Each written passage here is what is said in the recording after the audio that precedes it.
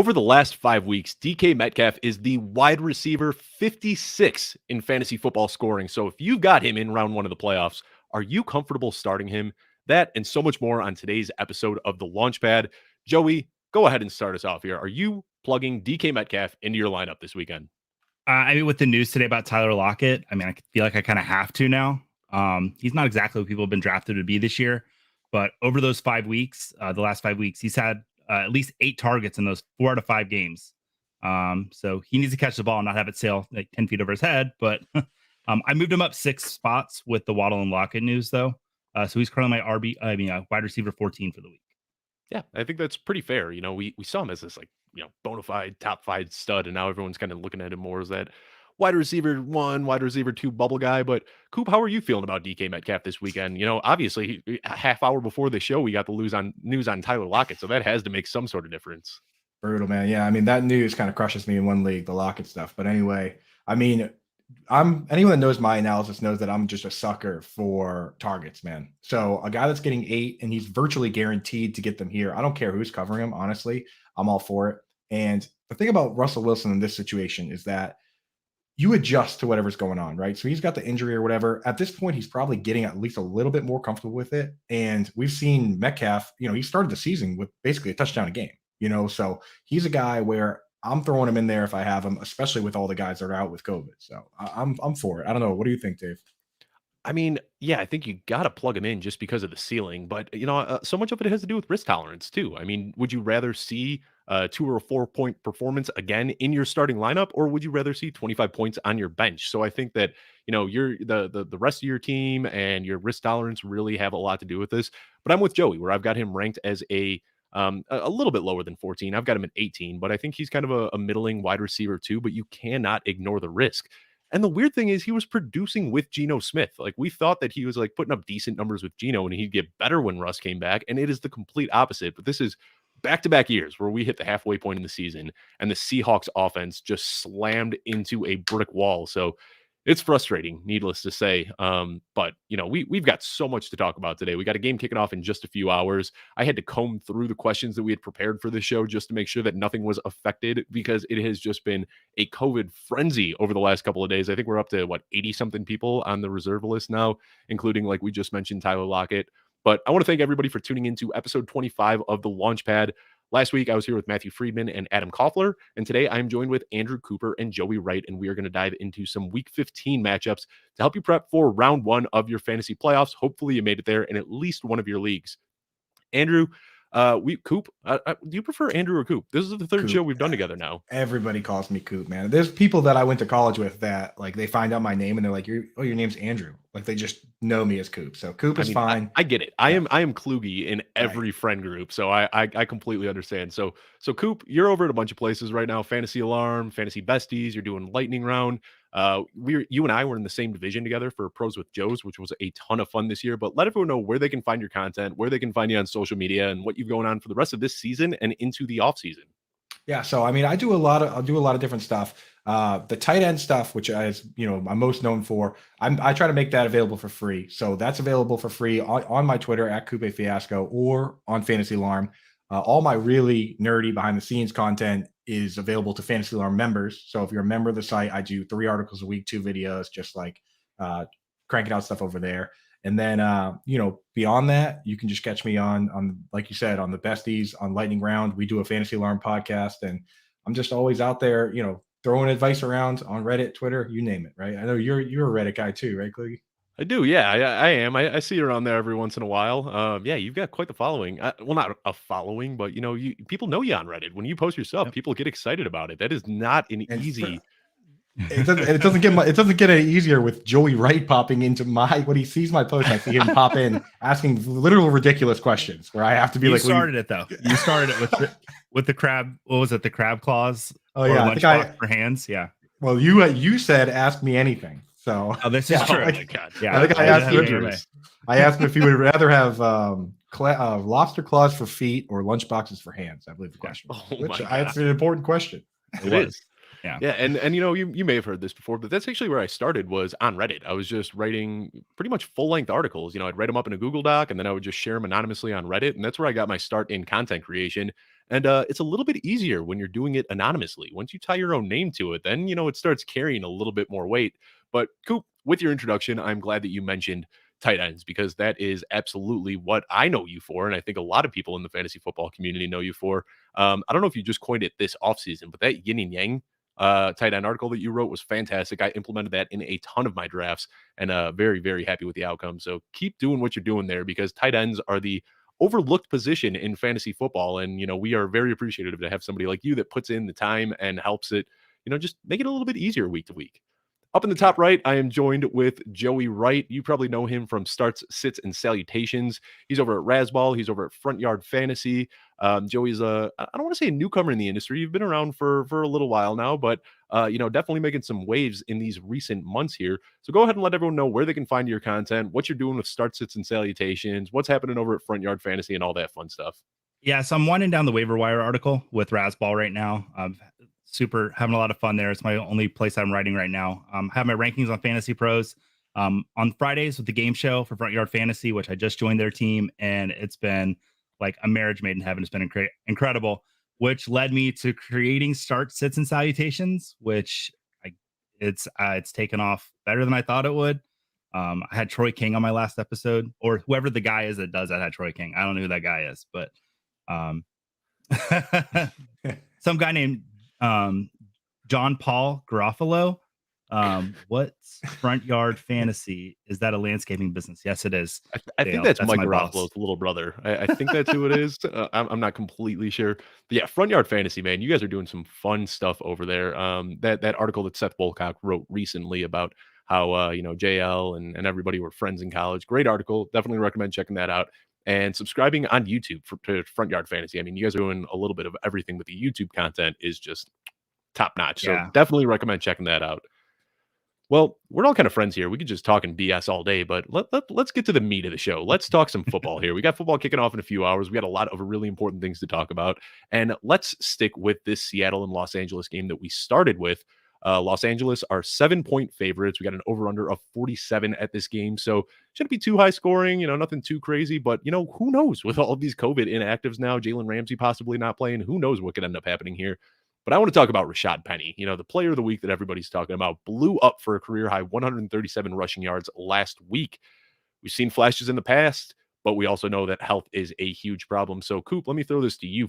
Are you confident in last week's showing, and are you plugging Rashad Penny into your lineup? Yeah, so for me, I have a basic philosophy that I kind of stick to with playoffs, and that's that there's three groups of guys for me. There's guys I can trust, there's guys I can't trust, and in the middle, there's a group I call like the back against your back against the wall guys, right? Where like Cooper Kupp's the guy you trust, you put him in every lineup. Then you look at Freddie Swain, he's a guy you absolutely can't trust, so he's not in any of your lineups. In the middle is these guys, and that's where Rashad Penny is for me. If I have guys that I truly trust, you know what I mean, like Joe Mixon types or guys that I know aren't going to get benched for fumbling. I know they're not going to, you can't say I know they're not going to get hurt, but they don't have an injury history like this. Right. You don't have this situation going on. For me, I put him in that group. If you have someone better that you trust, go with them. If your back against the wall with all these injuries and stuff, throw them in there because the upside's there. We just saw it. So. Yeah, and we also know now with no Tyler Lockett, I mean, they can't run the entire offense through DK Metcalf. They're going to have to get him going. I think the scary thing, though, is even when Chris Carson was the guy who Pete Carroll loved and trusted, he was still only seeing like 50 to 60% of the snaps. I don't think there's ever going to be a full-blown workhorse in Seattle. I mean, what they have started their active 52-man roster this year. I think they had like 6 or 7 running backs. They had more running backs than they had wide receivers when they started the season. So that's kind of the scary thing is that Pete Carroll does like to have this platoon, and he's going to be competing with DJ Dallas and Travis Homer. But yeah, I think that's pretty much where you're at. You don't fully trust him, but if you don't have a better option, he's got immense upside this week. Sticking with the same game, though, and this question goes over to you, Joey.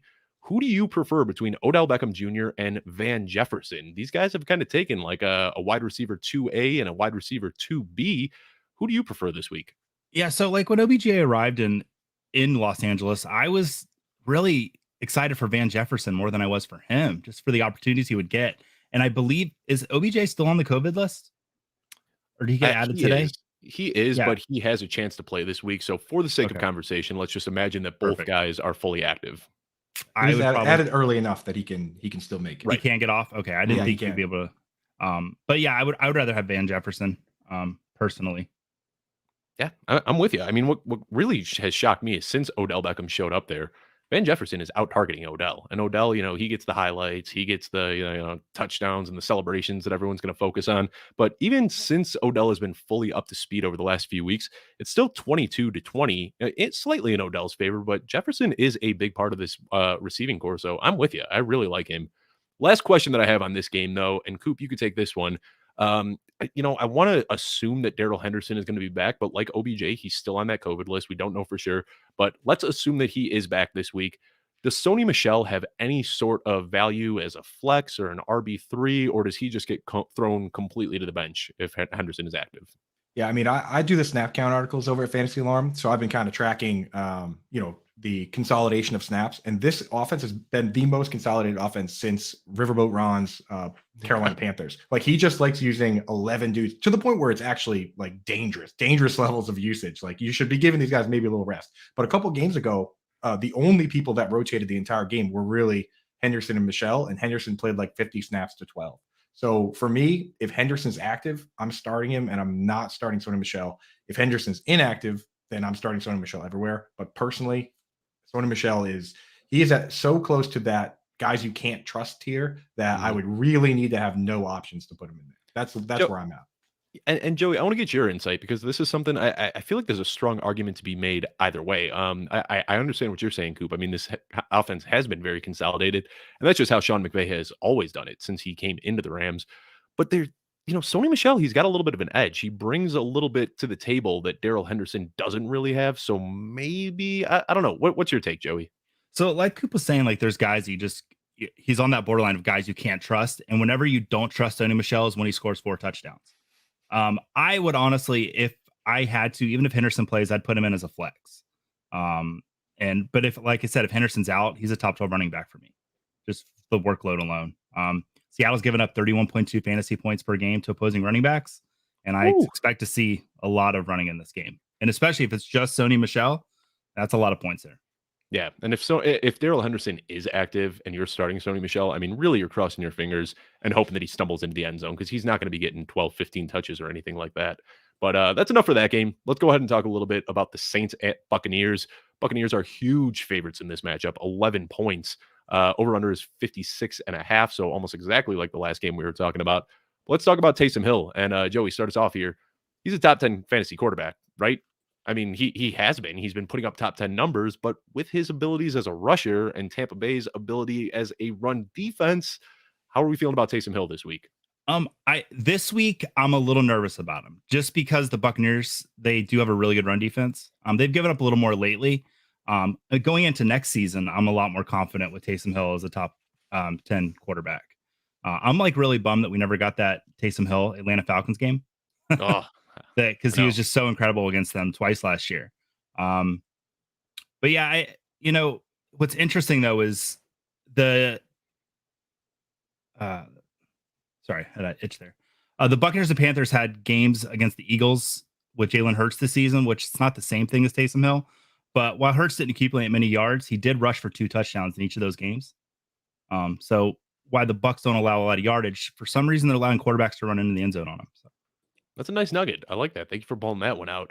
Now, Coop, Alvin Kamara in the offseason, all we talked about is how much his value was going to plummet if Taysom Hill took over as the quarterback. But last week, he saw his season high in carries. So are we still concerned with Taysom Hill being there and vulturing touchdowns, or is Kamara just going to be a top 5 quarterback regardless of who or top 5 running back regardless of who the quarterback is? I think it's both, honestly. Like, you don't want Taysom Hill to be the quarterback, right? Like, that's bad for business. And, in 4-point passing leagues, you got to start Taysom Hill, right? Because, I mean, 2 rushing touchdowns, like Joey just said, is a very real possibility. That's worth 3 passing touchdowns. You know what I mean? So you got to go that route there. With Alvin Kamara, you're starting him. Like, I don't care what your team is. Your team has to be an absolute, like, fire wagon for you to have Alvin Kamara on the bench. I mean, like, if Alvin Kamara's on your bench, you already won. Either that or, you and 3 of your buddies playing a 4-man league. So, Alvin Kamara's in, and I really don't care. I mean, we can sit here and be disappointed. And us as analysts, we obviously have to say, okay, Alvin Kamara, I have to rank these guys ahead because, they're in a better situation, but you're never going to rank him far enough down that he's not going to crack pretty much every lineup, so Yeah, that's I where mean, you'd stand. have to have struck gold. You had to pretty much get Alvin Kamara to fall late in the first round, take Jonathan Taylor in the second round, and then maybe get Sony Michel and Cordero Patterson off waivers. And I think that's the only way that you're benching Kamara. And like you said, if you're in that position, you already won. Let's stick with this game, though. And Joey, I'll throw this question to you. I want to ask a little bit about how you're ranking this guy. And maybe even if you're thinking about benching him, because over the last 3 years, Mike Evans is averaging 5 targets, 2.2 receptions, 36 yards, and 0.4 touchdowns per game when he has to face off against Marshawn Lattimore. That has just been his kryptonite. So, kind of a 2-point question here. Where are you ranking him? And are you thinking about maybe benching him this week? So I do have him right at the end as a wide receiver 2. Not my wide receiver 2, but I believe it's wide receiver 22. And I think it's interesting. If you drafted correctly or use the waiver wire correctly, you could have a situation where you've got Hunter Renfrow and you've got DK Metcalf, to where it sounds weird, but you might be able to sit Mike Evans. I would still put him in a flex because it's really hard. And maybe I'm a little bit of a homer as I'm drinking my coffee out of Buccaneers Tervis to sit Mike Evans, but this is the kind of matchup you might want to sit him in. Yeah, I'm kind of agreeing with you a little bit. And Mike Evans, that was my reason for fading him in the offseason. It wasn't that I didn't think he'd be a top 15 wide receiver at the end of the season. It's just he has these weeks where he can just absolutely nuke your roster. And unfortunately, one of those is coming in round 1 of the playoffs where he is facing off against Lattimore. But the last thing I want to talk about in this game, and of course, because it's about tight ends, I'm throwing it to you, Coop. When healthy, Rob Gronkowski has just been a smash this season. But now he's a little bit banged up. Can you make any sort of case for OJ Howard or Cameron Brate this week? Or is Gronk the only tight end that you're even thinking about starting on this offense? Yeah, I mean, just on the Lattimore thing, I just want to say, Lattimore has kind of turned into the modern day Cortland Finnegan. Remember him? He would just get under people's skin, and anytime he plays Evans, not only is the floor low because he can get shut down, but I mean, this dude, they end up getting in fights every game. They could both get kicked out of the game, which I've seen happen, I think, twice now. I mean, James Bradbury used to do it too with them, so that's a worry there. But I'm still starting Evans, and we saw that just a few weeks ago with DK Metcalf too, where Lattimore was just pushing his buttons to the point that they were shoving each other. And, that was a game where they could have got ejected. And, I just got to say, as an old school football fan, I love guys like Lattimore. It is so much fun to watch. But sorry, back to the question. OJ Howard, Cameron Brate, do they have any business being in the lineup this week? Yeah. So for me, I'm starting Rob Gronkowski everywhere, and I'm not starting Howard or Brate in real leagues. If I was going to start one, it would be Cameron Brate. I don't think people realize that he's still every once in a while sneaks the red zone targets. Brady loves these guys in the red zone. Cameron Brate actually has 17 red zone targets, which is tied for third. That's tied with Hunter Henry and Pat Freiermuth. He does like looking at him. Brate doesn't like catching it, but it does go there. It's such a boom or bust touchdown dependent play that's one that you just throw in a wild. If you're doing just a DFS of this slate, that's the tight end you play to separate yourself from the rest of the pack. But in a regular league, you don't want to be that dude. The last thing you want to do is go super cute with your lineup and then lose, and then afterwards you're like, why did I start Cameron Brate? You know what I mean? Right. You never look back at it and you're like, oh, I'm a genius because I started Cameron Brate. All people care about is that you won. But when you do screw it up, it eats you up. And for the rest of the year, because if you lose on that, you're going to be thinking about it. Yep. And like you said, I did that last year where I got too cute with it. I benched Lamar Jackson in my finals for Jalen Hurts. I lost by less than 2 points, and that was the split between Jalen Hurts and Lamar Jackson. And I still have nightmares about it to this day. I lost $1,200 because I got too cute and started Jalen Hurts on a hot streak. I'll never forget it. What were you saying, Joey? Sorry about that. Oh, I always say that Cameron Brate has that fall in the end zone potential every week where he's just going to fall in the end zone with a touchdown. Because Coop brought up the red zone targets. He absolutely does, man. He absolutely does. And Brady still looks at him if you go and look at it, it's crazy how close his total targets are to his red zone targets. They have plays specifically where they're I believe that. I don't want to rant too hard on this, but just watching Brady for this long, he knows if it's going to be a touchdown out before the ball is even snapped. He knows all of these coverages. He knows all their plays, right? So it's they line up and he knows where the ball's going. And sometimes that's Cameron Brate. That's just the way it goes. Tom Brady's really good. One more time, the first thing you hung up on your wall when you moved into your new place, Coop? I think it was that Tom Brady picture. All right. there. All right. And I just wanted to make sure. There aren't even, if you look closer, there's not even molding on the doors yet, but Tom Brady's up. So Nice. priorities. So completely unbiased opinion here that Tom Brady. No, I mean he does, and I agree with you. You can see it. Like he knows when he's got the play call. You like see this sparkle in his eye from the TV film. Like, yep, Tom Brady's hitting this one. And Let's go to sometimes he the next snaps game. it. Sometimes Yeah. he snaps it and then just immediately throws it at the running back's feet, and he's like, "All right, second down." Like he That's knows play. when it's there. He knows when it's not there. Like it's Yeah. just he's that guy. Yeah, I mean, we could talk about Tom Brady all day. What he does is just absolutely unbelievable. But let's switch gears, talk about a different game here. Cincinnati Bengals at Denver. Denver are 1.5-point favorites here, so we got a pretty close matchup that we should expect, but 43.5-point over under, so it should be relatively low scoring. Joey, help us out here. Joe Mixon, my guy that I have just been pumping up all season, laid an absolute dud in week 14. On the year, though, he's still the RB5 overall. So, I mean, this is a guy that you are still plugging in as an RB1, of course, but are you thinking about putting him top 5, top 10? Where do you have him in your rankings this week? I have him RB11. I didn't get too cute and put him as 5. I focus on the matchup and who allows the most points position when doing my rankings. And Denver, for the first 3 weeks, was the best defense when it came to fantasy running backs, giving up points to them. But then as the season went on, they started allowing more yardage. Now, as far as touchdowns go, Denver's still very stout.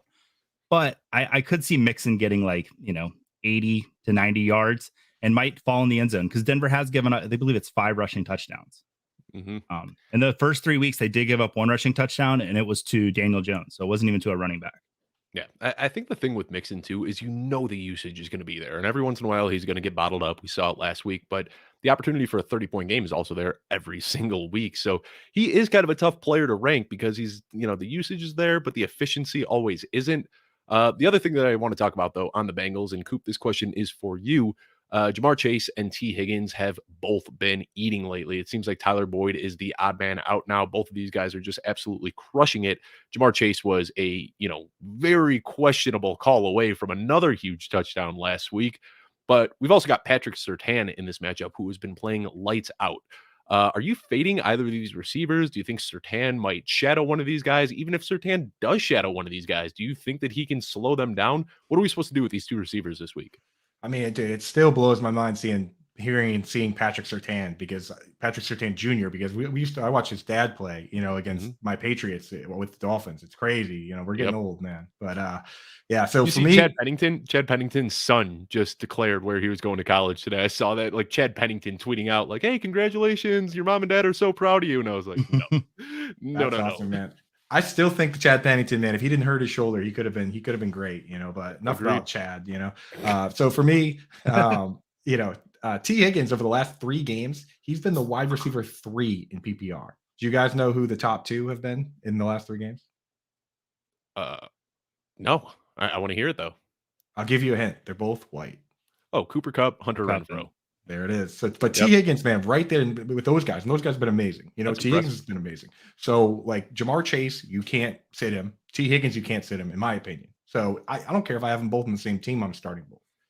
Patrick Surtain is just one guy. He's a rookie still. I know he's great and all, but he's not going to take one of them away for the whole game. And I think that gives you an opportunity to kind of, mix and match, go one way or the other. I mean, they got Justin Simmons. They got all these guys that can play good defense, So, but I just think that they're going to be throwing it around and I'm down with either of them, honestly.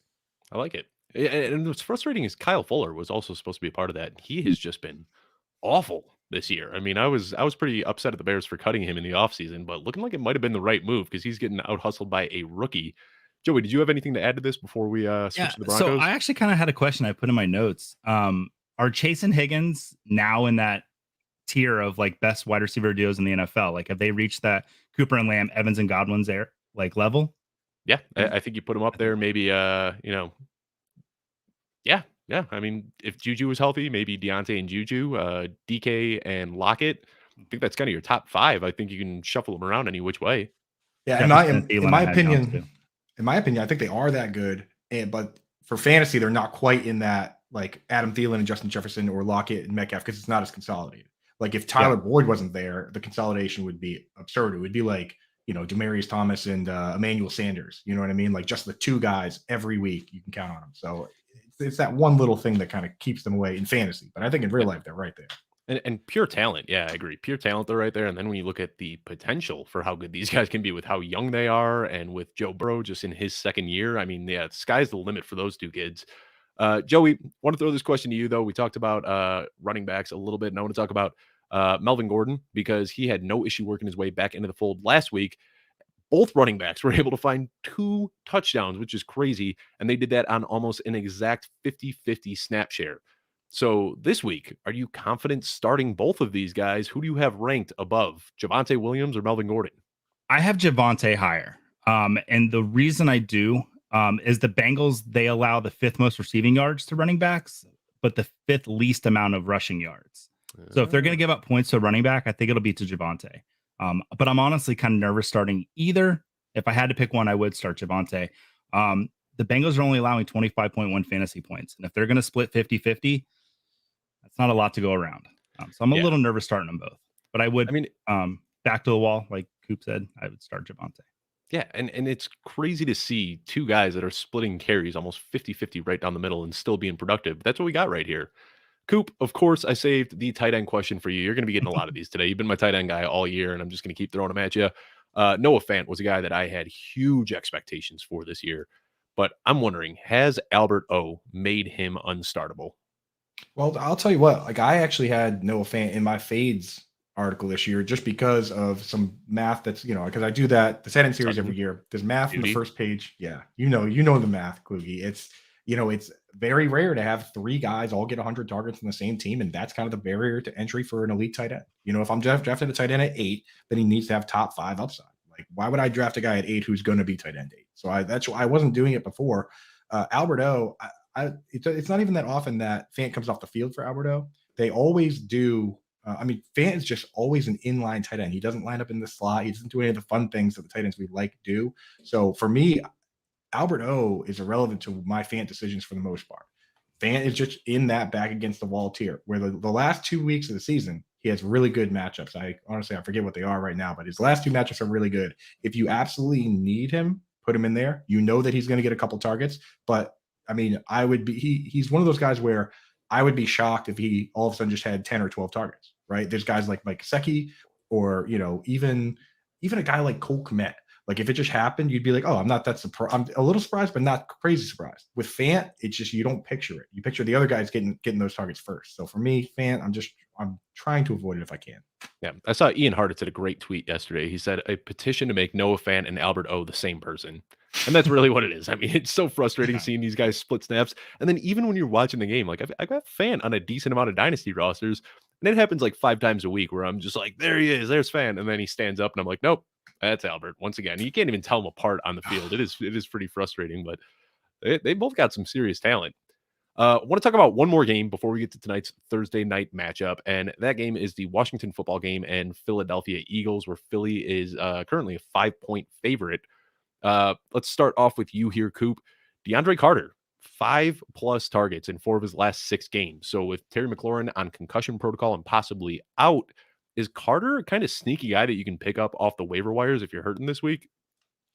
To be honest, like I kind of like DeAndre Carter. I kind of would like him better if Terry McLaurin was playing, because now if DeAndre Carter is the best guy and the guy getting the most targets, he's the one that has to face Darius Slay, right? And Darius Slay is so good. It's not going to be one of those other guys. So I think it kind of puts him in a really tough spot. If you want to do, he's more of a DFS play for me, where you're trying to make something crazy happen. Maybe if you do something like the Baby Bowl, where you can only use one guy per week, this is a spot to use a guy like that. But for me, he falls in that too cute category, where if I can see it in my mind that Darius Slay just takes this guy away, then I'm going to feel really stupid leaning on the guy that, his best game on the season is 4 catches, and most games he has 1 or 2. Like, I'll feel pretty dumb if Slay comes in and just shuts him down. I'll be like, oh yeah, of course that happened. Like, so again, if you have nothing, then do it. But for me, I can't do it. Is there any wide receiver you're comfortable starting in this game, or just nobody but Terry? I would consider Devonta Smith. Again, back against the wall tier for me, but not from Washington. I'm not starting anybody on Washington. Maybe a Ricky Seals-Jones, but not not a wide receiver. Yeah, I do like that call. Well, Joey, let's talk a little bit about Antonio Gibson here, because he was starting to heat up. And then last year, there was no JD McKissick. And we're saying, yes, this is finally it, that CMC level usage that we've been waiting for all season. And of course, he was awful and ruined a lot of fantasy seasons. So are you trusting him again heading into this game? We already talked about how we think that it's going to be a run heavy game. Do you think this is a week where we see him just blow up again? I am trusting him this week. I really attribute last week more to Dallas being a really good run defense and not Gibson just pooping the bed. I've got him as my RB13, right behind CEH, but ahead of Josh Jacobs. The matchup's not awful. The Eagles are allowing a little more than 25 PPR fantasy points per game to running backs. And if McKissick's out, Gibson had 12 total receptions in his last 2 games. And the Eagles are allowing the 10th most receiving yards to running backs. So I really like the matchup, actually. All right. I like it. Now, kind of bouncing off of that question, Coop, let me throw one to you. Prior to the bye, Miles Sanders saw his heaviest workload of the season. Miles Sanders and Antonio Gibson both had really big week 14s. So I want to know, who are you ranking ahead this week? Antonio Gibson or Miles Sanders? Who do you prefer? Yeah, the thing is, I love the talent from Miles Sanders, but that's the great thing about this fantasy community, right? Is that you don't have to do all the work yourself. Like we have guys like Scott Barrett went out and mathematically proved that receptions are better than carries, even in a standard league. Like just the yards per reception is more valuable than the yards per carry. So like we know receptions are more valuable, right? And then Andrew Erickson from PFF writes another article, and that article shows that mobile quarterbacks don't target the running back as much, mathematically proven, like things that we believe to be true. Watching Drew Brees just be like, take it from me. And then, watching Lamar Jackson see a wide open running back and be like, hey, go block somebody, like Right. we believe it to be true. And now we know numerically that it is true. So in this situation, like, I don't care how good Miles Sanders is. Jalen Hurts is that guy that would, if the two of them were standing next to each other, he's not going to dump it off. He's going to say, we're going, you're blocking, So for me, I have to rank Miles Sanders below Antonio Gibson, just because Gibson, I would bet my bottom dollar that he gets more receptions in this game than Miles Sanders. So I don't know if either off the top of your head, is Hurts playing for sure this week? Because last I saw, he was questionable, and Gardner Minshew was getting some snaps in practice. I don't know if we've got any clarification on that yet. Ooh, I don't know for sure, but that would definitely they would be even, in my opinion, because Gardner Minshew is the exact kind of guy who would say, you take it. You know what I mean? Like that's the difference between the two quarterbacks for me. So that would change everything. I don't have the info on that. Maybe I'll. As of this morning, they were expecting Hurts to start. And I believe as of yesterday, they were expecting Lamar Jackson to start too. So well, a lot can change in this world.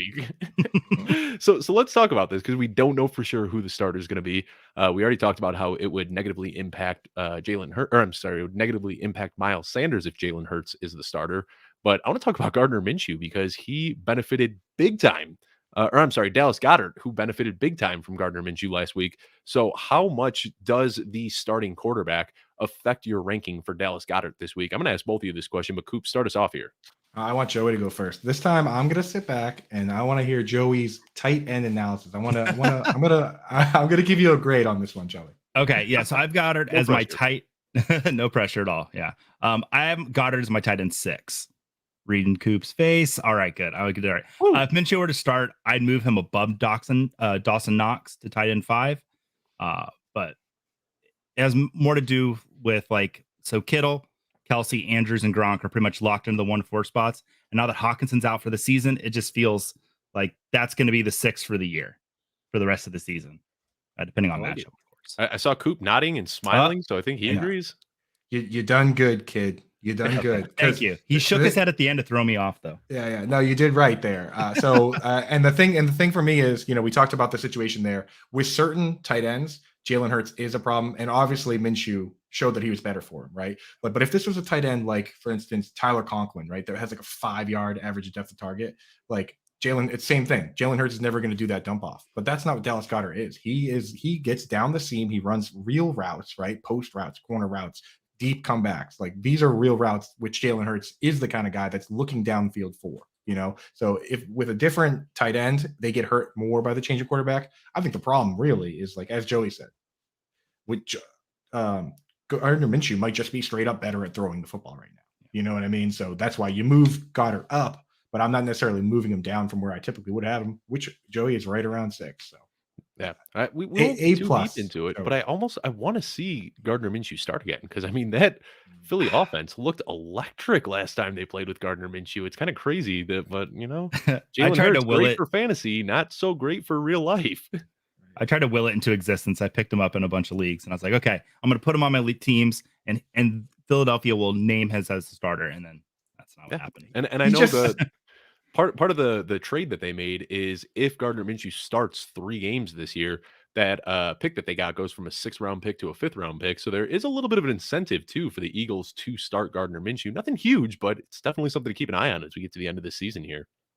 Minshew's just fun, man. He's fun. Yeah. You see the clip of him, he's giving With high his fives, dad? and the Oh. guy pulls his jersey out. Oh, I was thinking his dad Oh. one was cool, but he was walking down this, giving her high fives, and the dude busts out a Minshew jersey, and he went ballistic. He was That's like, awesome. you know what I mean? Like, I love that stuff. So, Minshew's got a career in WWE when he's done. Like Right. just watching him walk into stadiums, it's like he looks like Triple H walking in there, ready to defend the title. It's great. I love it.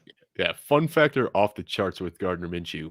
But all right, guys, we made it. We are to the final game, the game that kicks off in just a few hours here. And how about this? We actually have a star-studded lineup on Thursday night. We've got 2 big teams playing against each other, which we don't typically see on Thursdays. But here we are, Kansas City Chiefs in Los Angeles facing off against the Chargers. Kansas City are road favorites, giving them 4 points and 51.5-point over-under. So we are expecting a shootout here. Let's go. Joey, let's start off with you talking about Clyde Edwards-Hilaire. He was able to salvage week 14 with a couple of touchdowns, but he only saw 10 carries. Who are a few running backs that might, be a little bit spicy that you're ranking ahead of CEH this week? So I looked at consensus before I came in because I'm like, okay, well, I know what my rankings are, but who are people ranking? And I found that I had them ranked pretty high. I've got my RB12, which I said Wow. earlier, but I've got Montgomery and Joe Mixon ahead of them, but Gibson right behind him. I like the matchup for CEH this week. The Chargers give up the 5th most fantasy points to running backs. And even though they were kind of throwing the ball around to Gore and to Williams last week, I still like the matchup for CEH. Yeah, Shaking heads. No, I'm just saying I Gore. like Like, where did that come from? Oh, Like, yeah. Derek Gore again last week, and then Darrell Williams still getting his touches. So I don't want to disagree with you because there is speculation, and you make some strong points here. But I'm just a little bit concerned that he isn't getting that workhorse role that we expected. Coop, how do you feel about CEH tonight? I mean, I'm in. He's a guy where there are guys that rank ahead, right? And I mean, so does Joey. It's like he's in that RB2 range for me squarely, where you have to have at least very good option. three better players, right? Because it's like if you think about the flex and how much you like starting a running back there, you kind of need to have 3 better running backs to not start him at the flex. I am concerned. I'm not concerned about Derek Gore as much. I think that was more, based on the fact that it was a blowout. But Darrell Williams, I am a little concerned about that. He does play some pass snaps. That's locked into the game plan. I think he's a better pass blocker right now. I think that's what's going on. And I know people say, oh, well, he can block and CEH will catch the passes. Well, that's not how it works. Like a lot of these plays, they're audibles. It's not, you don't get in the huddle and say, you're definitely blocking on this play. A lot of times it's an adjustment and then you release. So he is missing opportunities. That's why he's not in the RB1 range for me, but I'm very close to where Joey has him. And I'm so glad you said that because that's the whole thing with Antonio Gibson too. Antonio Gibson is a phenomenal pass catcher, but he can't block at all. And people say, well, just put him out there so he can catch passes. But no, you have to block. If you're playing on passing downs, sometimes you have to block. And that's why JD McKissic still has that role because he excels as a pass catcher. Let me play a fun game, though, that I like to do when talking about certain players. And I'm just going to do a start sit here. I'll throw out some random players. CEH or Saquon Barkley. Saquon Barkley is playing Dallas this week. Who would you prefer? You're muted, Coop. Yeah, I muted myself so that I was hoping Joey would answer. Oh, all right. Honestly, I would probably go CEH. That Dallas run defense is real. It is. And all right. And we're not grading you here. These are tough questions, so you can go either way. Don't feel a certain way. But let me throw another one out there: CEH or Elijah Mitchell against Atlanta. I'm starting Elijah Mitchell, man. I honestly, I believe that, like personally, if things go the way they should, Trent Williams should be the offensive player of the year. And if he isn't, then you're telling half the football players out there as kids that the people that play offensive line, they don't matter as much. Like that's such a terrible message. I don't think anyone's had a better season than he's having right now. I think he's like a 99 on PFF. He might break the grading system. So like give the guy the award and we can then you don't have to give a lineman an award again for a long time. But just this one time, like send that message that you care about all the players, right? Yeah. I know you guys both do the ECR, the Fantasy Pros ranking. I'll tell you, one of my tricks every single week, and it has not failed me wrong yet, is just ranking Elijah as an RB1. Everybody's afraid to do it. This guy's putting up RB1 numbers every single week. Like, I don't know why he's still getting consistently ranked as like a mid to low end RB2. He has been phenomenal this year. Going to throw out one more name, though. CEH or Ezekiel Elliott against the Giants. Who do you prefer? I'm still CEH. I'm incapable of being unbiased on this question. All right. Yes, I'm starting Zeke. I mean, I think you guys know at this point that like Zeke, he's just locked in for me. He's too good. Mm-hmm. He's gonna even when he's hurt. He's gonna get the goal line. He still gets some targets this year, which has kind of come out of nowhere. So I'm with you. I'm going Zeke in this one. But kind of interesting as I'm looking at the consensus rankings right now, how low some people are on Elijah Mitchell, Zeke, Melvin Gordon. Kind of interesting to see that this week. Back to the game though. Coop, I'll throw this question to you. Travis Kelce, 6 catches over the last 2 weeks. You know all about matchups and when certain tight ends are able to exploit matchups. Should we expect a down week from Travis Kelce, or is this just a bounce back game waiting to happen? I mean, dude, this is a phenomenal matchup for Kelce. Like the Chargers are a bottom 5 team versus the tight end this year. I mean, and Kelce leads the league in routes run. He leads the league in targets, right? He has 2 less receptions than the league leader in Mark Andrews. Like this guy, I think the problem here is that people drafted him in the first round and you're expecting him to be, to have the upside of being the number 1 flex player, which was never the case. A tight end has never done that. Never. Running backs have done it. Wide receivers have done it. Tight end hasn't. So for me, Travis Kelce, you start him every single week. I don't care who your other tight end is. Put him into the flex. But he's playing on Thursday, so you have to put him in your tight end spot. So do that right now. Yes. And that's it. He's Travis Kelce.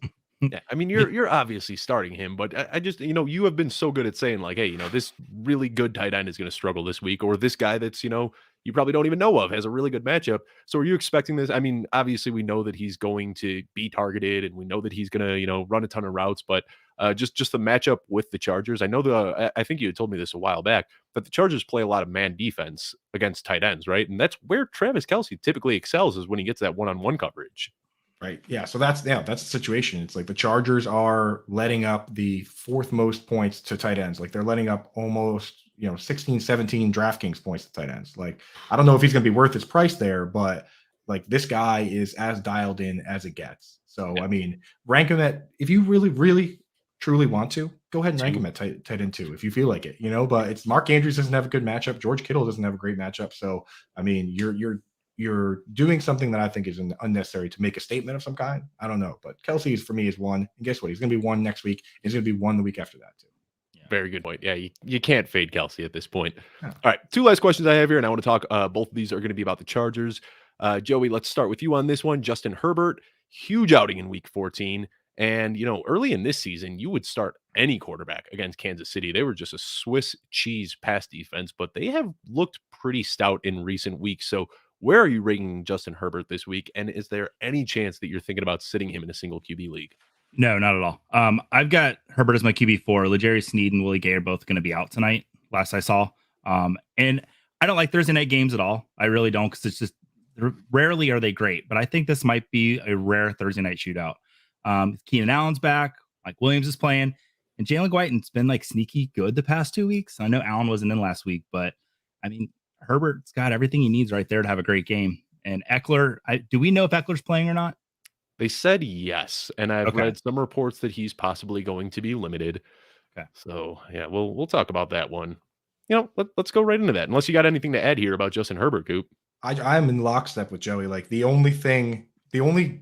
would be right there with Patrick Mahomes for me in 6-point passing. And the only difference is, if you want to put Konami code guys ahead of him, I support that, but I mean, there's no passer right now that I feel is in a better spot. So 100% with Joey. Coop. Justin Fields ahead of Justin Herbert. Here from Coop. Me. That's clip that. I support that. All right, last question I got here, and then we'll go ahead and sign off. And this is about Austin Eckler. When I put this together yesterday, it seemed like there was no chance Austin Eckler is going to play. I mean, when do you see somebody sprain an ankle and then come back on a Thursday night game? But then we get reports this morning that Austin Eckler is planning to play, but they're saying that his snaps might be limited. But last season, he had a game where they said he'd be limited, and he saw 20 carries for 150 yards. So I don't know what to do here. I mean, are you starting Austin Eckler? Do you start one of his backups? If you do lean towards one of his backups, is it Justin Jackson or is it Joshua Kelly? I'm going to ask both of you this question, but Coop, start us off here. Try to make some sense of this Chargers backfield if you can. I mean, the one benefit of drafting Austin Eckler is that he is one of the most openly transparent players about his own health status. I mean, like if you tune into his, I know the Reddit kids will all tune into his live stream and they'll report back, because I remember him saying, there were reports that he was coming back last year and he got on the live stream. He was like, I'm not ready. You know what I mean? Like he was honest with us. I don't know if maybe the Xbox is put away because it's such a short week. So I haven't heard anything from him, but for me, let me interject here because Austin Eckler just 3 hours ago on Instagram posted a picture of himself rocking the air guitar and said Thursday night under the lights, hashtag Thursday night football, hashtag game day. So you don't want to read too deep into that, but I don't think he'd be pulling a Keenan Allen on us and saying, start me, right? I don't, see, that's what I mean. I mean, that I'm not sure that doesn't move him ahead of like my my season long rankings where like I'll just take him because he'll give me the info I need. But I mean, it's a benefit, right? So if he's posting that, I don't think he would troll people like that. So I mean, if he's active, I'm playing him. The anti Josh Jacobs to the fantasy community. So Joey, same thing. I mean, what we know about Austin Eckler, are you confident just firing him up, or I mean, I have him in one league that I'm in the playoffs, and I am starting him. And, I don't want to take the risk of having Austin Eckler have a huge game on my bench. So I'm starting him everywhere. Yeah, I don't want to bring up the Dalvin Cook thing from last week, but start him if you got him. If you've got this type of information where, Austin Eckler, he loves fantasy football. Like I've learned that so much this year. So I'm starting him. I would probably lean Jackson over Kelly if he doesn't start, but I mean, Eckler starting, so yeah, we'd need some weird, like, him to tweak an ankle in pregame and get a report about that or something. But yeah, I think, when I wrote this, it sounded like Eckler wasn't going to play, and now he is. So start him up with confidence. He got you into the fantasy playoffs, and hopefully he will help you win your first round.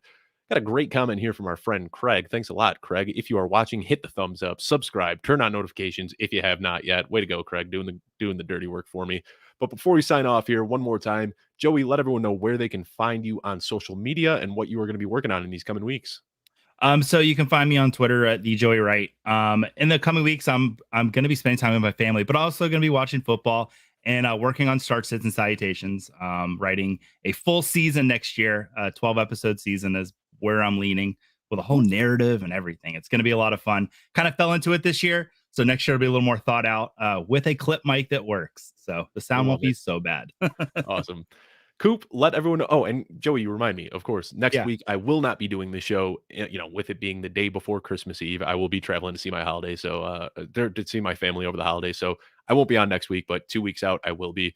But Coop, let everyone know where they can find you on social media, what you're working on, where they can find your written work, where they can find your audio work, and all that fun stuff.